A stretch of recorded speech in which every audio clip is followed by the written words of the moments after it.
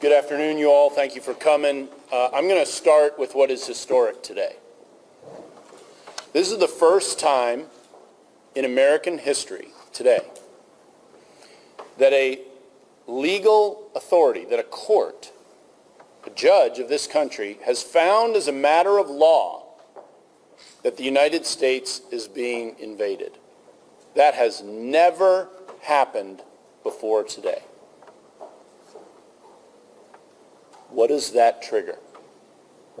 Well, here in Texas, what it triggers is it gives the governor, if he decides similarly, the authority to repel that invasion.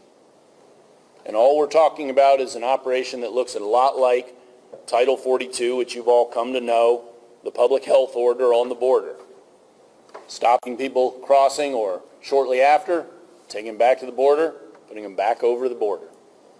Until we're doing that in Texas, these numbers aren't going to change.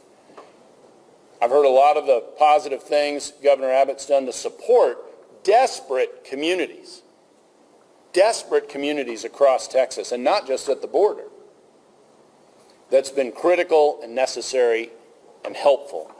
But it doesn't change the fact that Texas and America is being invaded.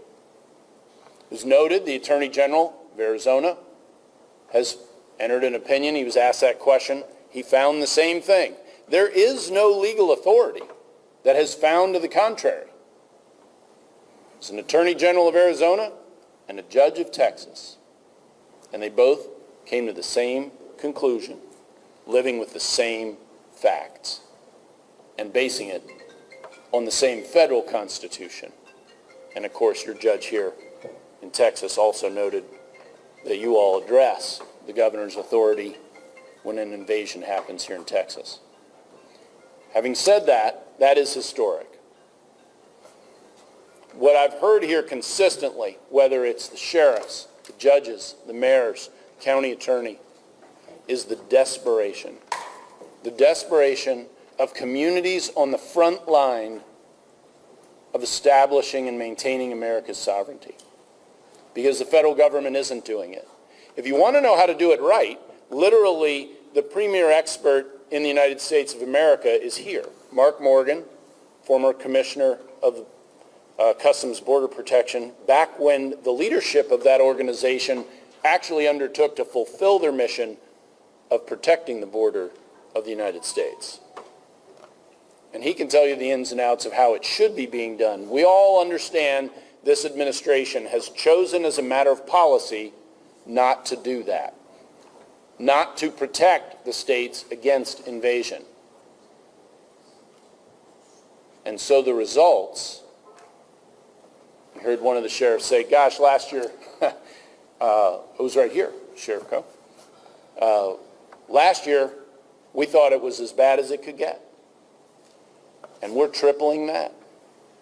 And folks, there's no ceiling on how bad this can get. How much death we need to see, how much violence and destruction,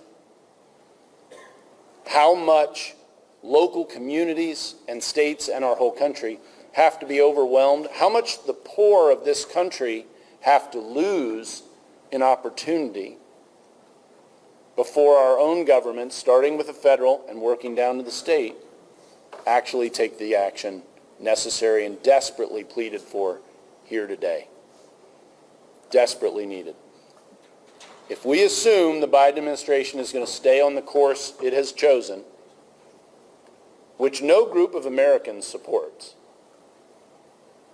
then that leaves it to the state of Texas and the other border states to utilize the authority inherent in their governors to declare an invasion, as the judge here found as a matter of law under your Texas statutes, and making available legal recourse locally in the declaration of an emergency.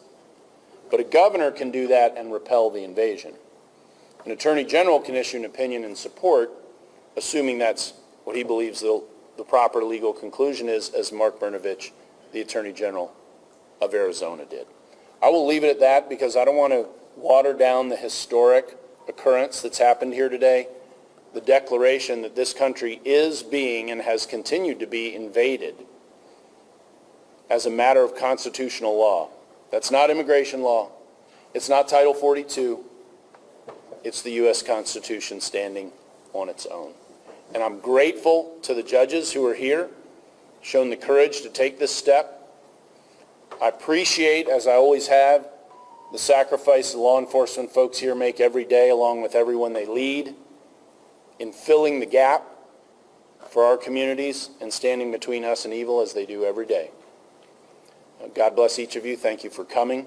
I appreciate you helping get this message out, and I know everyone here is happy to answer your questions, especially to clarify anything you're not quite sure about. Thank you for coming.